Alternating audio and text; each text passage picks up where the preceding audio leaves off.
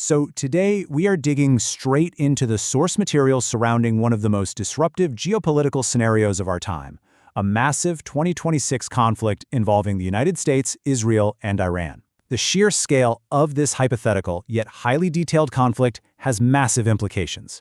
We're talking about a ripple effect that reshapes global security, the economy, and honestly, the very concept of modern warfare.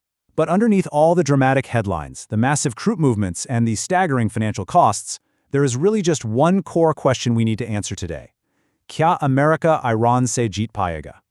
Yeah, America, Iran say jeet payega? It seems like a super straightforward question, right? I mean, when you look at the raw numbers, the stealth bombers, the aircraft carriers, the endless supply of precision-guided munitions, it feels like a foregone conclusion. But as we'll see from the data, having absolute conventional military dominance does not guarantee a clean, easy victory in modern warfare.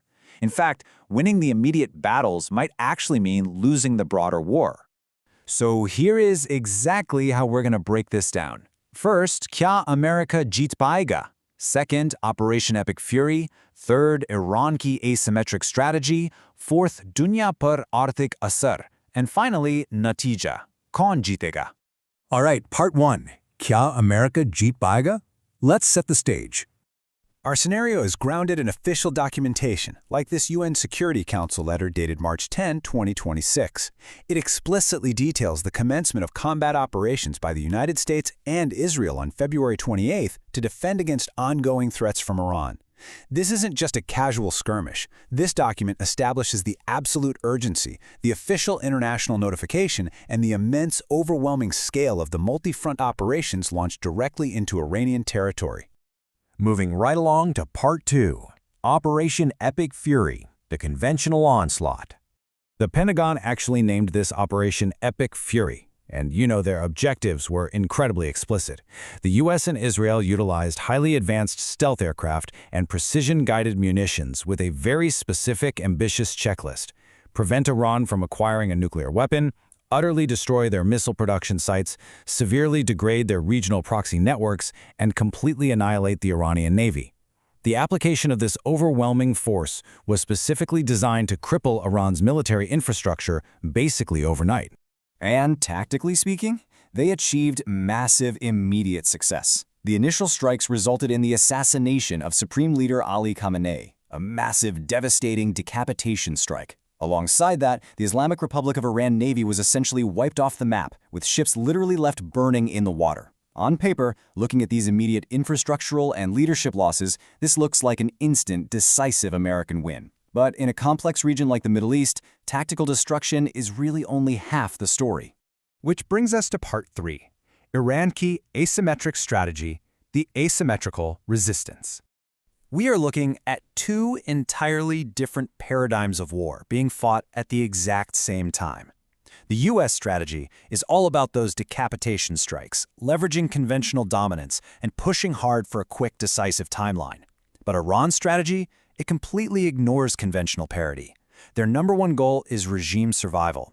They use asymmetrical proxies, and most importantly, their goal is stretching time. They aren't trying to beat the U.S. Air Force in a traditional dogfight. They are actively trying to outlast American political will. The absolute crucial concept to understand here is asymmetric warfare. Simply put, this is a conflict where a weaker state actor uses unconventional tactics, proxies, and pure grinding attrition to deny a stronger adversary their strategic objectives. Iran's goal isn't to win a traditional military victory. Their goal is simply to not lose, and by not losing, they deny the U.S. its ultimate strategic goals.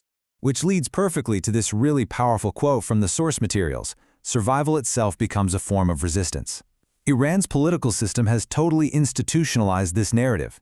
By just enduring the bombings, absorbing the damage, and maintaining a continuity of command under new leadership, they frame sheer survival under intense external pressure as a massive strategic success. This strategy is designed to drag the conflict out, heavily eroding U.S. public support and creating deep, lasting political divisions back in Washington. So let's look at exactly how they execute this resistance on the ground. Instead of standard military engagements, Iran essentially exports the cost of the war. They mobilize proxy networks like Hezbollah in Lebanon and the Houthis in Yemen. They fired cluster munitions into central Israel to deliberately overwhelm air defenses. They initiated massive cyber warfare against U.S. companies to cause widespread financial disruption. And they launched endless barrages of cheap, expendable drones at multi-billion-dollar Gulf military bases. Think about that for a second. They are forcing the U.S. to spend millions of dollars intercepting drones that cost only a few $1,000s to make. It's a brutal war of economic attrition. And that leads us to part 4, Dunya par Arthik Asar, the global economic impact. Check out this IMF projection showing global inflation increases and economic contraction tied directly to rising oil prices. You see, Iran's ultimate weapon isn't a ballistic missile, it's geography. By targeting energy infrastructure and effectively laying mines to choke off the Strait of Hormuz, they disrupt the transit of a massive portion of the world's daily oil supply. This disruption acts as an absolute chokehold on the entire global economy, instantly driving inflation up and global growth down. Because when the Strait of Hormuz shuts down, we start seeing projections like this. $200. That is the projected price per barrel of oil in this specific scenario. This single number dramatically illustrates a severe, game-changing global energy shock. To put that into perspective for the everyday person, this means skyrocketing gas prices, massive spikes in heating costs, and a cascading, devastating effect on the price of virtually everything that needs to be transported. The macroeconomic fallout from this is just immense. We're talking about millions of Asian migrant workers forced to abruptly flee the Gulf region, totally disrupting global remittances.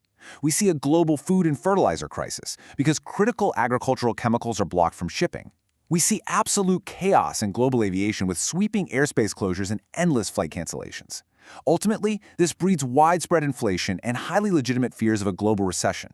Iran essentially forces the whole world to feel the pain of this conflict. Finally, let's wrap this up with part 5, Natija, Kaun jeetega, conclusion, who actually wins? Take a look at this table. Look at how U.S. strategic focus in the Middle East directly and almost immediately benefits rival global powers.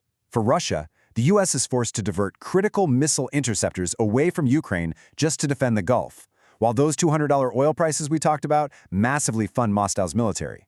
For China, the U.S. has to divert aircraft carriers and critical military resources away from the Indo-Pacific, noticeably weakening American deterrence over Taiwan.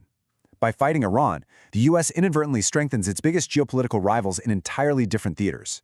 Which brings us to a really core concept today, strategic overextension. Yes, the United States military easily wins the tactical battles. Operation Epic Fury achieved its immediate kinetic goals for sure, but the massive economic disruptions, the huge diplomatic fallout, and the draining of critical resources from Europe and Asia mean the U.S. highly risks losing the broader geopolitical war. They get caught playing a super expensive game of whack-a-mole with cheap drones, while global rivals quietly gain ground.